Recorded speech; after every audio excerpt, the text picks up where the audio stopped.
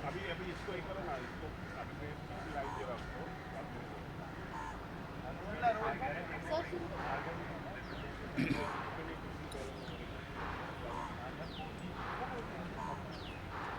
पुण्यश्लोक राजमाता अहिल्याबाई होळकर यांच्या कार्याचं या ठिकाणी मी काही अहवाल देण्यासाठी बसलो नाही. त्यांचं लोकोपयोगी आणि अनेक मंदिराचं आणि अनेक धार्मिक स्थळाचं पुनर्जीवन महाराष्ट्रापासून तर देशाच्या कानाकोपऱ्यापर्यंत पुण्यश्लोक अहिल्याबाई होळकरांनी त्यांचं कार्य त्या पद्धतीचं केलेलं आहे. पण आता काशी जे आमच्या हिंदूंचं श्रद्धास्थान आहे, ते काशी एक शहर नाही, तर काशी एक हिंदूच्या श्रद्धास्थानातलं एक महत्त्वाचं स्थान आहे. आणि त्या ठिकाणी नरेंद्र मोदीजी हे त्या भागातले खासदार आहेत. एकदा नाही तर तीनदा त्यांनी विकासाच्या नावाने जे काही कॉरिडॉर तयार करण्याचा निर्णय घेतला, त्या निर्णयामध्ये अनेक मंदिरं उद्ध्वस्त त्यांनी मागच्या काळात केले. गुजरातचेच बिल्डर त्या ठिकाणी आणलेत, गुजरातचेच रिडेव्हलपर त्या ठिकाणी आणलेत आणि त्या माध्यमातून त्या ठिकाणी मॉल सिस्टीम उभी केली. आता दुसऱ्या टप्प्यामध्ये मणिकर्णिका या ठिकाणी, ज्या ठिकाणी देशातून नाहीतर विदेशातून अनेक लोकांना वाटतं की मला त्या ठिकाणी माझा अंतिम संस्कार व्हावा आणि त्या ठिकाणातून आम्हाला स्वर्ग मिळतं, अशा पद्धतीची एक भूमिका हिंदू श्रद्धेमध्ये आहे.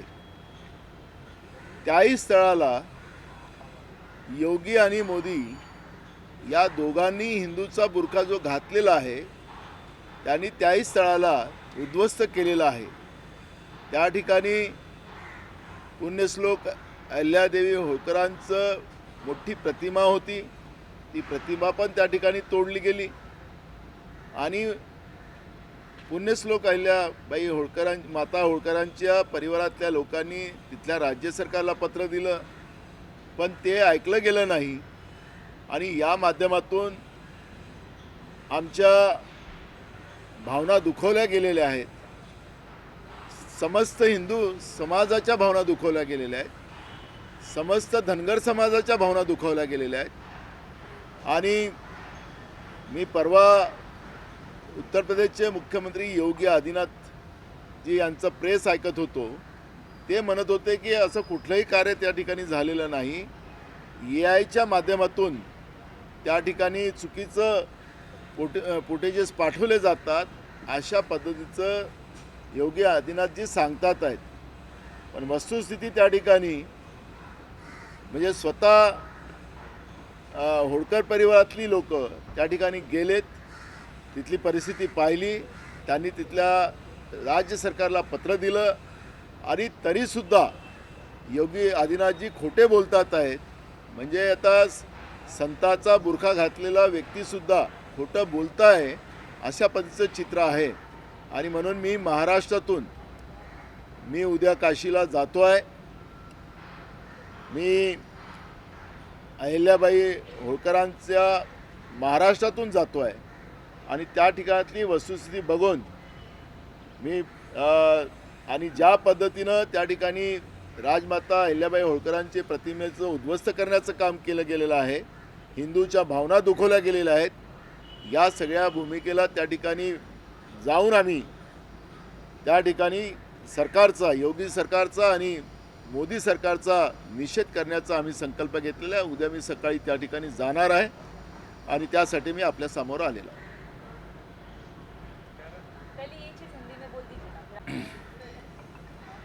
पुण्यश्लोक राजमाता अहिल्याबाई होळकर इनका जो धर्म के लिए उनका जो काम है वो किसी को बताने का नहीं, वो तो सूरज को भी आईना दिखाने जैसे होगा। और उनका महाराष्ट्र से लेके तो पूरे देश में राजमाता अहिल्याबाई होळकर ने जो काम किया है, कई जगह में मंदिर का निर्माण किया है, कई जगह में उसका पुनर्जीवन किया है। वैसे ही काशी में काशी विश्वनाथ जी का भी के मंदिर का भी पुनर्जीवन उनने किया था। वहाँ जो मणिकर्णिका जो घाट है, वो घाट का भी पुनर्जीवन अहिल्याबाई होळकर जी ने किया था। और वहाँ पर राजमाता अहिल्याबाई होळकर की एक प्रतिमा लगाई गई थी और उनके कार्य का उससे एक पूरे नई जनरेशन को एक संदेश जा रहा था। लेकिन विकास के नाम से जिस तरह से योगी सरकार और मोदी जी वहाँ से सांसद है और मोदी जी 3 बार से सांसद है, वहाँ पे विकास के नाम से, कॉरिडोर के नाम से कहीं शिवलिंग को उद्ध्वस्त किया गया और उस सब जगह में गुजरात से रीडेवलपर लाकर वहाँ पे मॉल बनाने का काम किया गया है। बड़े बड़े उद्योजक वहाँ पर लाए गए हैं। पर्यटन का स्थल वहाँ पे बनाया जा रहा है। ये घाट को भी उन्हें उसी तरह उद्ध्वस्त किया है। वहाँ पे भी पर्यटन स्थल बनाने की उनकी सोच है। ये हमारे काशी सिर्फ शहर का नाम नहीं है, काशी ये हमारे हिंदुओं का श्रद्धा स्थान है। और राजमाता अहिल्याबाई होळकर इनके जो कार्य की जो प्रेरणा वहाँ से मिलती थी, उनकी प्रतिमा भी तोड़ी गई है, उसका हम निषेध करते हैं। मैं खुद कल काशी जाऊंगा, वहाँ की हमारी कांग्रेस पार्टी की इकाई के भी लोग मेरे साथ रहेंगे। और अहिल्याबाई होळकर के परिवार ने जो पत्र व्यवहार योगी सरकार को और केंद्र सरकार को किया है, वो पत्र की कॉपी भी मैं लेके जाऊंगा। और इस तरह का जो राजमाता का अपमान करने का पाप योगी और मोदी सरकार ने किया है, उसका हम निषेध करेंगे। और कल वस्तुस्थिती देखने मैं वहाँ जा रहा हूँ। नाना भाजपवर बोलतात की आम्ही हिंदुत्ववादी सरकार आहोत, हिंदूंसाठी आम्ही कायम पुढे असतो, मात्र त्यात हिंदूंची पवित्र मानणारीची जागा आणि हे जे मंदिर आहेत ती तोडली जाते, कुठेतरी बेडकीपर्यंत येत आहे। बिलकुल आहे ना, हिंदूचे आहेत ना, मुसलमानाचे आहेत ना, बौद्धाचे आहेत ना, ईसाईचे आहेत ना, शिखाचे आहेत। हे फक्त सत्तेचे आहेत आणि सत्तेतून भ्रष्टाचार करणारी भाजप आहे। हिंदूचा बुरखा घातलेले आहेत, पण हिंदूत्व ज्या देशामध्ये शीख ईसाई होता, शीख देशाचे प्रधानमंत्री होते त्यावेळेस हिंदू खतऱ्यात नव्हता, पण आता मोदी हिंदूचे प्रतीक म्हणून या देशाचे प्रधानमंत्री झालेत आणि आता देशात हिंदू खतरेमध्ये आहे। असं वल्गना करणाऱ्या हे जे हिंदुत्ववादी ज्या संघटना आहेत, आता त्यांना आम्ही काय बोलावं मला त्याच्यातलं हे करायचं नाही। पण या ठिकाणी ज्या पद्धतीनं पुण्यश्लोक राजमाता अहिल्याबाई होळकरांच्या प्रतिमेला तोडून जो महाराष्ट्राचाच नव्हे, महाराष्ट्रातल्या धनगर समाजाचाच नव्हे, तर संपूर्ण भारत देशातल्या हिंदूचा अपमान करण्याचं पाप या मोदी आणि योगी सरकारने केलेलं आहे। ही आमची भूमिका आहे। नाना हल्ली महापालिका निवडणुका पार पडल्या आहेत। मुंबईमध्ये काँग्रेसला तर 24 नगरसेवक त्यांचे निवडून आहेत, परंतु पुन्हा एकदा भाजपने आकडा जो आहे व्यवस्थित तो गाठलाय, जवळपास 88 नगरसेवक निवडून आले। त्यानंतर पत्र देखील लिहिलं आहे की जे बॅलेटवर आहे त्या निवडणुका झाल्या पाहिजे। बघा, महानगरपालिकेचं मतदानाचं पर्सेंटेज आपण पाहिलात आणि निवडणूक आयोगाने या निवडणुका सुट्टीच्या दिवशी न घेता यांनी सोमवार मंगळवार जे ऑफिस डे असते त्या दिवशी घेतल्या, त्या दिवशी सुट्टी ठेवली आणि हे मतदानाचं पर्सेंटेज वाढावं या दृष्टिकोनातून प्रयत्न झाला। पण आपण पाहिलं की वोटर लिस्टमध्ये मोठ्या प्रमाणात गडबड झाली आणि म्हणून निवडणूक आयोगाला आम्ही सांगितलं की वोटर लिस्ट जी आहे ती पारदर्शक आपण करावी. जी शाई लावण्याचं काम होतं ती कशी पुसली जाते तुमच्या माध्यमातून आम्ही पाहिलं. आणि दुसरं महत्त्वाचं आहे की लोकांचा आता या EVM मशीनवर विश्वास राहिलेला नाही आणि म्हणून मतदान करायला जायचंच कशाला, हा जो अविश्वास मतदान प्रक्रियेवर जो झालेला आहे त्यासाठी अनेक राज्यात बॅलेटवर मतदान घेण्याची प्रक्रिया सुरू झालेली आहे. आणि म्हणून या पुरोगामी महाराष्ट्रामध्ये, शाहू फुले आंबेडकरांच्या महाराष्ट्रामध्ये, जिथं लोकशाहीला दिशा देण्याचं काम ज्या महाराष्ट्रात झालं त्या महाराष्ट्रामध्ये जिल्हा परिषद आणि पंचायत समितीच्या निवडणूक आयोगाने आणि राज्य सरकारने त्या पद्धतीचा पुढाकार घ्यावा म्हणून मुख्यमंत्र्याला आम्ही दोघांनाही पत्र दिलेलं आहे. आणि ह्या ज्या महानगरपालिकेच्या निवडणुका आहेत त्याबद्दलचं अनेक लोकांमध्ये अजूनही संभ्रम चाललेलाच आहे. त्यामुळे कोण जिंकला कोण हारला हा नाही, आमचा मुद्दा एक आहे की जे लोकशाहीवर, मतदानाच्या प्रक्रियेवर जे जनतेचा अविश्वास निर्माण होत चाललेला आहे त्या अविश्वासाला दूर करण्याचं काम निवडणूक आयोगाने बॅलेटवर मतदान करून करावं असं आमची भूमिका आहे. BMC मध्ये मराठी नगरसेवकांची संख्या कमी आहे. त्याच पार्श्वभूमीवर पालघरमध्येही जे सरकारकडून, शासनाकडून जी नोटिसा निघत आहेत त्या आता गुजरातीमधून निघाल्या आहेत. एकीकडे इकडे BMC मध्ये अमराठी संख्या जास्त, दुसरीकडे गुजरातींची नोटीस काढणं, कुठे ना कुठे असं वाटतं की ते महाराष्ट्राचं गुजरातीकरण व्हायला सुरुवात झाली. मी तुम्हाला हा विषय जेव्हा प्रदेशाध्यक्ष असताना मी त्याच वेळेस मांडलेला होता, त्यानंतर मग अनेक राजकीय पक्षाच्या नेत्यांनी मांडलेला आहे. मुंबई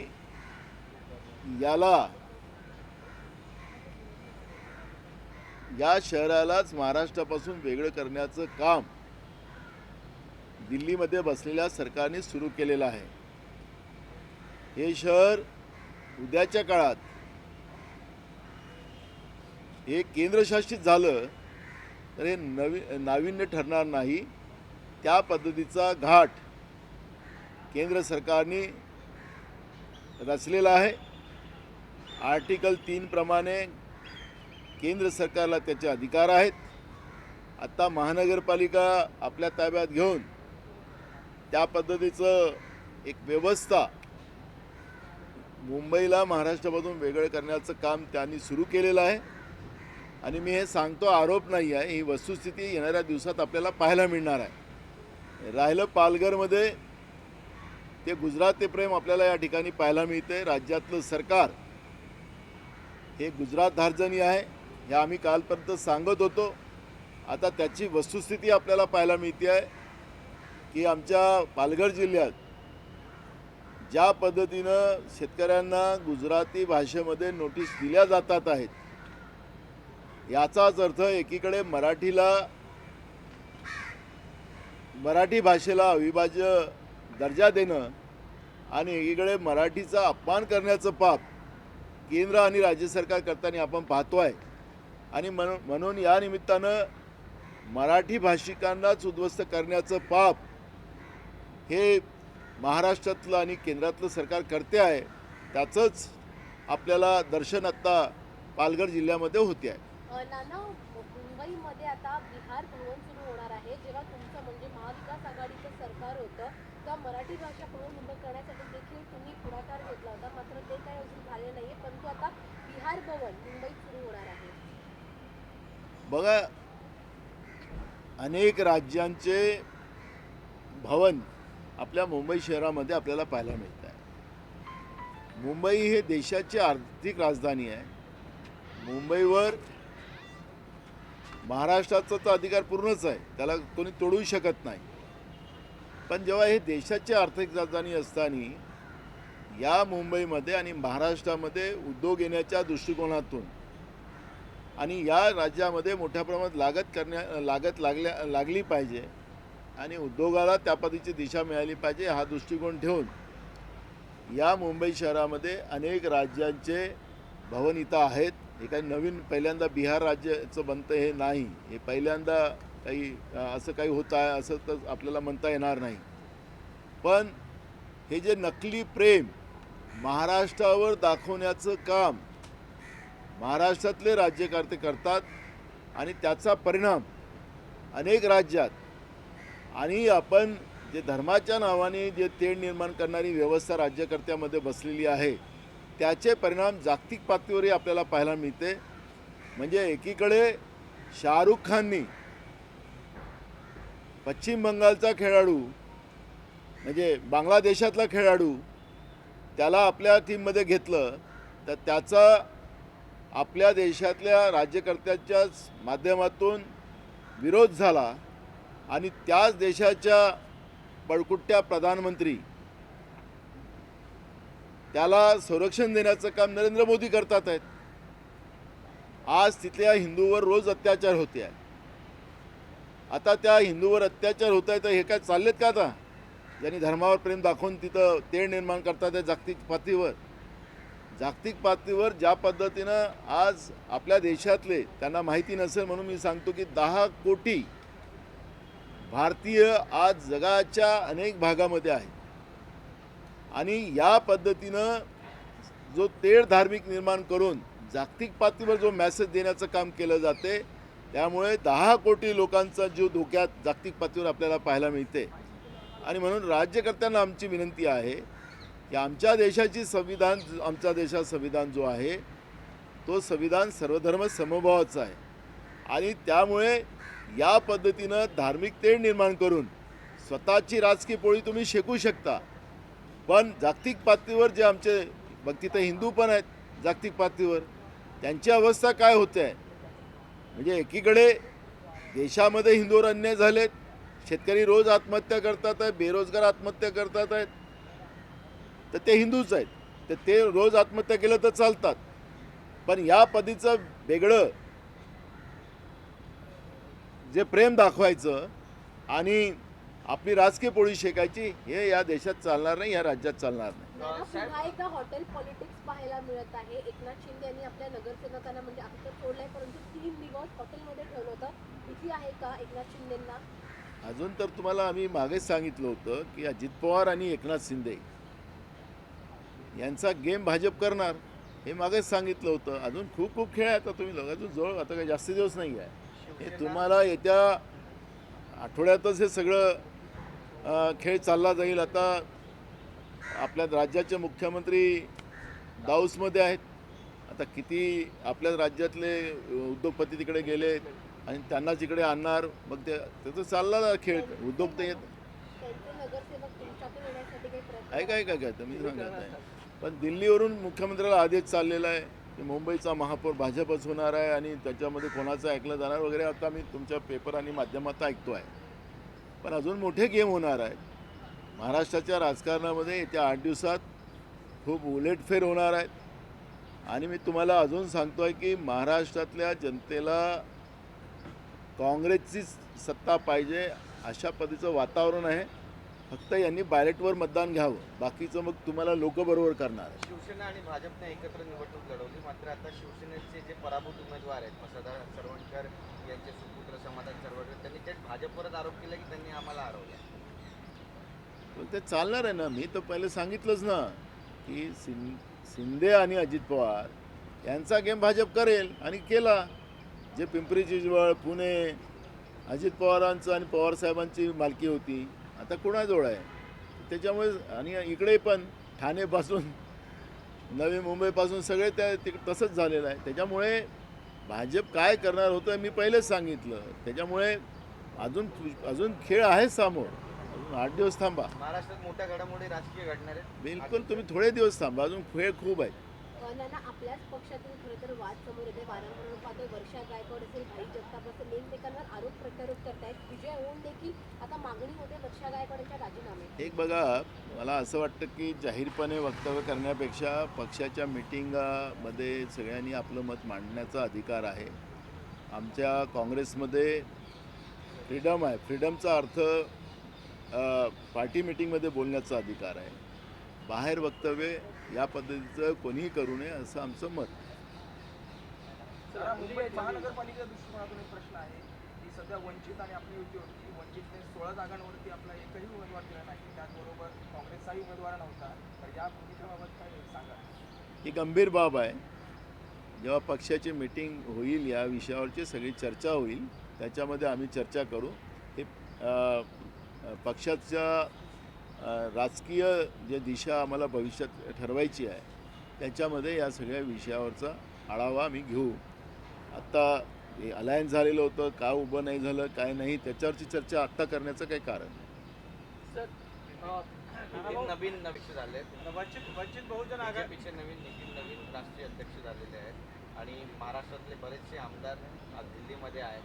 त्यांच्या स्वागतासाठी कसं पाहता याकडे?